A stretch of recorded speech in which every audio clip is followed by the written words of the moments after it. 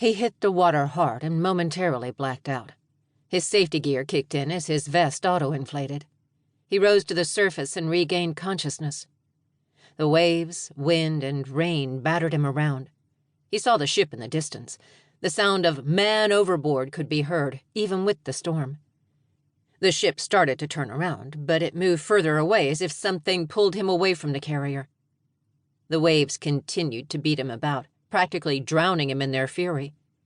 He became disoriented, and fear started to grip him. The fear of dying. He thought about his wife and the kids.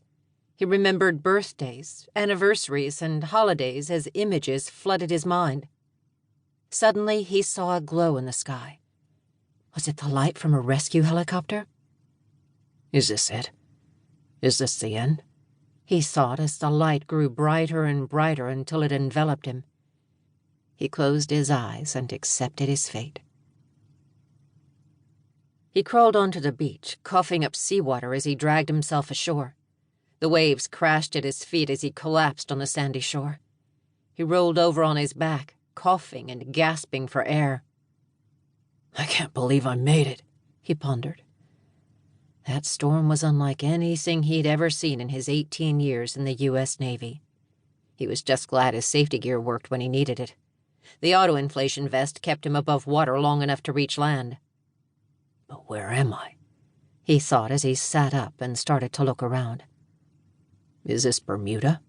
Or maybe it's the Bahamas? Wherever he was just happy to be alive. He shivered uncontrollably. The cold water was nothing compared to the chill in the air. He could see his breath as he crossed his arms, trying to fight off the cold. How can this be? It feels like late autumn when it should be summertime in the Caribbean. Slowly, he stood up, wrenching out the pain in his joints. The shoreline seemed to extend for miles. Tall trees stretched from horizon to horizon, leaving only about 50 feet of beach between the forest and the sea. Looking east, he spotted a light going in and out in the distance, reflecting off the mist that rolled in from the sea. It's probably a lighthouse, and where there's a lighthouse, there should be people. He took out his watch. He knew he wasn't supposed to have it when he went out on deck. It was considered FOD, foreign object damage, but this was something very special to him. He opened the watch and gazed at a picture of his family inside the cover. It was taken at Christmas with all of them wearing Santa hats. Kind of goofy, but his wife insisted. He looked at his watch, but it had stopped. It's probably waterlogged from the salt water. He checked the gear on his vest. The emergency light didn't work either. Battery must have run out, but it should still have a few hours left.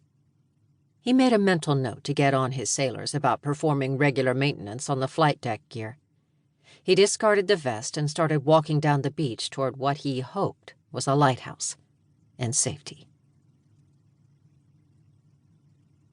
To keep listening to this audiobook, I've left you a link in the description so you can do it, at no cost thanks to Audible's 30-day free trial.